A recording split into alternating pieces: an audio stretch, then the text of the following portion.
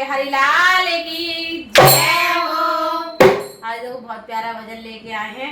जो मोह माया को छोड़ देते हैं, जो सत्संग में लग जाते हैं, और तो उन लोगों को ये जो दुनिया की जो चीज होती है कुछ भी अच्छी नहीं लगती है, केवल सत्संग और प्रभु नाम अच्छा लगता है। तो वही एक भक्त कैसे कह रहा है कि मैं तो किस में मगन हूँ, मुझे तो कुछ नहीं सुहाता है। तो आइए सुनाते हैं, बहुत ही प्यारा भजन है। और सुनकर कमेंट करना और लाइक करना और हमारे चैनल को सब्सक्राइब करना ना भूलना।